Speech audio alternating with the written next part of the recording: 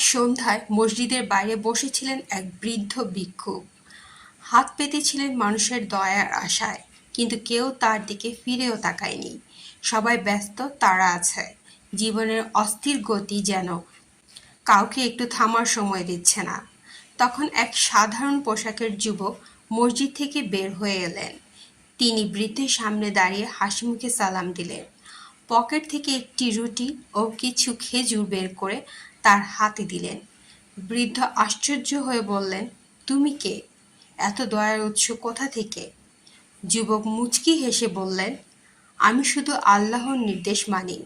আমার রব বলেছেন, ওয়া ইউসিরুনা আলা আনফুসিহিম ওয়ালাউ কানা বিহিম খাসাসা। অর্থ, তারা নিজেদের প্রয়োজন থাকা সত্ত্বেও অন্যকে প্রাধান্য দেয়। তারপর যুবক নীরবে চলে গেলেন। কেউ জানল না তার নাম, কেউ দেখল না তিনি কোথায় গেলেন। কিন্তু বৃদ্ধের চোখে তখন পানি। সে বলল, আজ আমি শুধু রুটি নয়, মানবতা, ভালোবাসা আর আল্লাহর নৈকট্য পেলাম। এই ছোট্ট ঘটনা আমাদের শেখায়, দান শুধু ধনীর কাজ নয়, বরং হৃদয়ের প্রশান্তি ও আল্লাহর আদেশ মানার এক সৌন্দর্য। কোরআন আমাদের শিক্ষা দেয় এমন উদারতার, যেখানে নিজের প্রয়োজন থাকা সত্ত্বেও অন্যের প্রয়োজনকে অগ্রাধিকার দেওয়া হয়।